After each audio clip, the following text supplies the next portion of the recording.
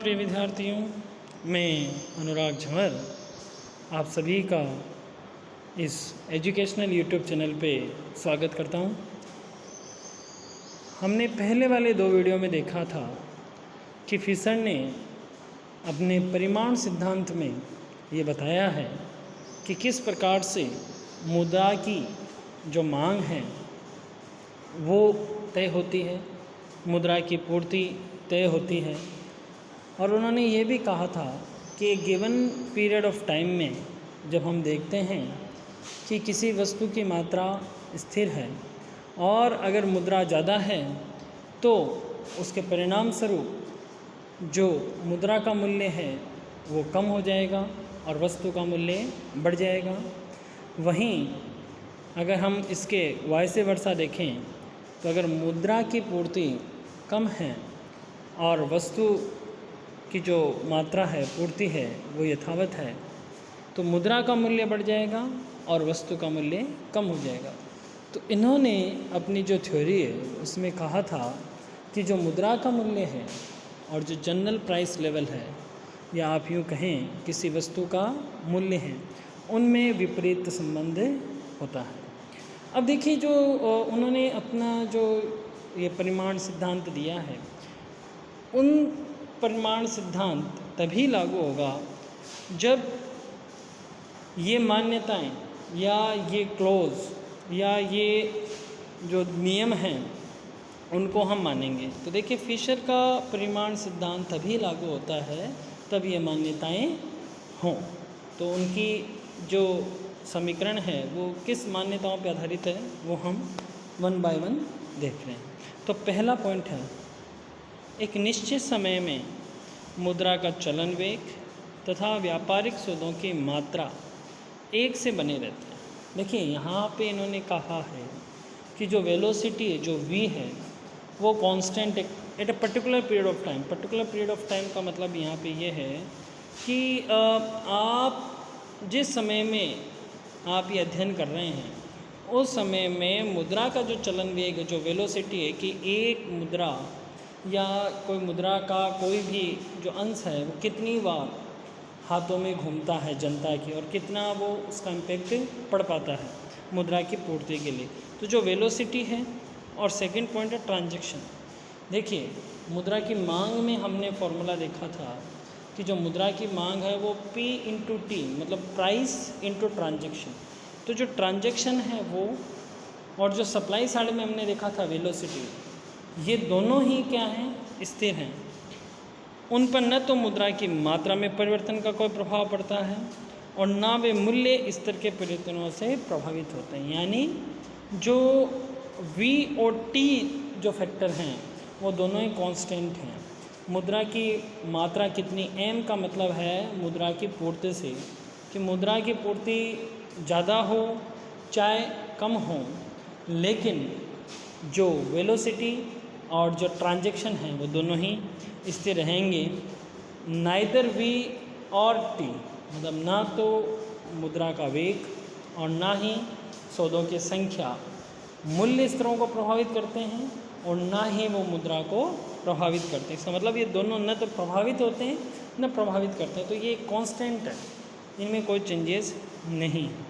Second point, मूल्य स्तर price एक निष्क्रिय घटक है क्योंकि न तो वह स्वयं बदलता है न अन्य तत्वों को प्रभावित करता है, वह केवल M मुद्रा की मात्रा से प्रभावित होता है। देखिए हमने देखा है कि ट्रांजैक्शन भी उतने ही हैं और वेलोसिटी भी उतनी है, तो जो प्राइस है वो किसी भी अन्य फैक्टर से परिवर्तित नहीं होती और न प्राइस में इतना दारोमदार। प्राइस का मतलब यहाँ पे किसी भी वस्तु के मूल्य से है कि न तो किसी भी वस्तु का मूल्य अपने आप में इतना सक्षम है कि वो किसी दूसरे फैक्टर, चाहे वो V हो, चाहे वो T हो, चाहे वो M हो, उनको प्रभावित कर सकता है।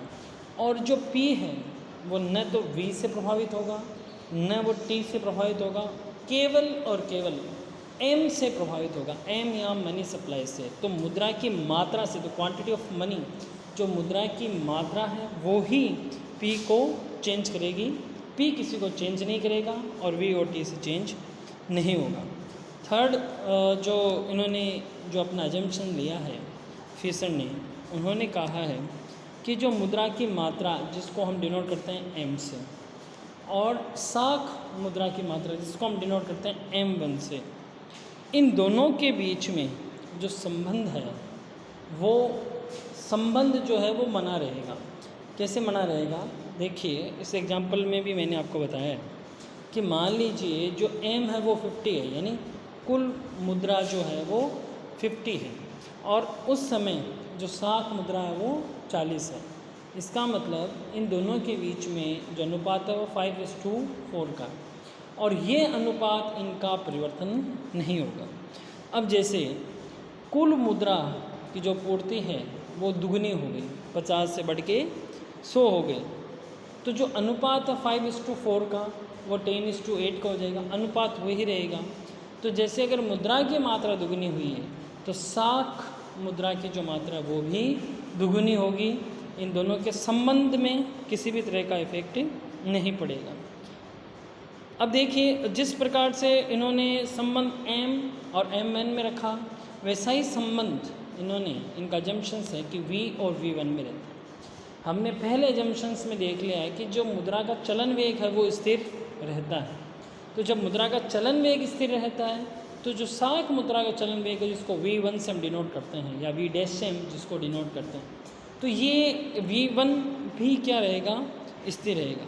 तो आपने देखे हैं कि जो पूरा समीकरण है जिसमें हमने देखा P होता है प्राइस, T होता है ट्रांजैक्शन, V होता है वेलोसिटी, ये तीनों जो फैक्टर्स हैं वो स्थिर हैं।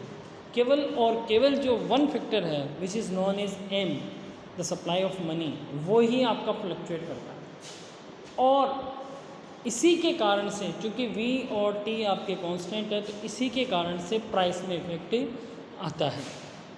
तो अब हम अगर इसका हम कंक्लूजन निकालें पूरी फिशर की मान्यताओं का, तो ये निकल के आता है कि जो प्राइस है, किसी भी वस्तु का जो प्राइस है या जो मूल्य स्तर है, वो केवल और केवल तभी चेंज होता है जब मनी सप्लाई में चेंज होता है।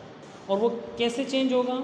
अगर मनी सप्लाई ज़्यादा होगी, इन्वर्स रिलेशनशिप होती है मनी सप्लाई M में और किसी भी वस्तु के मूल्य P में। तो अगर M बढ़ेगा तो आपका P डाउन हो जाएगा, अगर M घटेगा तो आपका P बढ़ जाएगा। मतलब अगर मनी सप्लाई है या जो मुद्रा का मूल्य है वो घट जाए तो प्राइस अपने आप ही क्या हो जाएंगे? अगर मुद्रा की पूर्ति बढ़ेगी तो प्राइस क्या होंगे? बढ़ेंगे, और मुद्रा का मूल्य कम हो जाएगा। मुद्रा की पूर्ति कम हो जाए तो मुद्रा का मूल्य तो क्या होगा? बढ़ जाएगा, और प्राइस क्या हो जाएंगे? घट जाएंगे। तो ध्यान रखना कि मुद्रा की पूर्ति और प्राइस में सीधा सा रिलेशन है कि मुद्रा की पूर्ति बढ़ेगी तो प्राइस भी बढ़ जाएंगे, और मुद्रा की पूर्ति घटेगी तो प्राइस भी घट जाएंगे। लेकिन मुद्रा के मूल्य में और मूल्य स्तर में इन्वर्स रिलेशनशिप है। कैसे? अगर मुद्रा की पूर्ति बढ़ी तो मुद्रा का मूल्य तो कम हो जाएगा और वस्तु का मूल्य बढ़ जाएगा। वहीं अगर मुद्रा की पूर्ति अधिक हुई तो मुद्रा का मूल्य कम और वस्तु का मूल्य ज़्यादा। तो आज के लिए इतना ही। ये देखो, सेकंड पॉइंट भी हमने देखा है कि किसी मूल्य स्तर में परिवर्तन ठीक उसी अनुपात में प्रत्यक्ष रूप से होता है जिस अनुपात में मुद्रा की मात्रा बदलती है। ठीक है जी, वो इनका डायरेक्ट रिलेशनशिप है। मनी सप्लाई ज़्यादा होगी तो प्राइसेज ऑफ गुड्स, वस्तु का जो मूल्य है वो बढ़ेगा, और अगर मुद्रा की मात्रा कम हुई तो जो वस्तु का मूल्य है वो भी कम होगा। और मुद्रा की मात्रा और मुद्रा के मूल्य में उल्टा संबंध है, विपरीत संबंध है। अगर मुद्रा की पूर्ति बढ़ती है तो मुद्रा का मूल्य कम हो जाता है, वहीं मुद्रा की पूर्ति कम होती है तो मुद्रा का मूल्य बढ़ जाता है। तो मुद्रा की पूर्ति, संक्षेप में आप वापस समझ लें, मुद्रा की पूर्ति और प्राइस स्तर में सीधा संबंध होता है, प्रत्यक्ष होता है, जबकि मुद्रा की पूर्ति और मुद्रा के मूल्य में इन्वर्स रिलेशन होता है। तो आज के लिए इतना ही। धन्यवाद।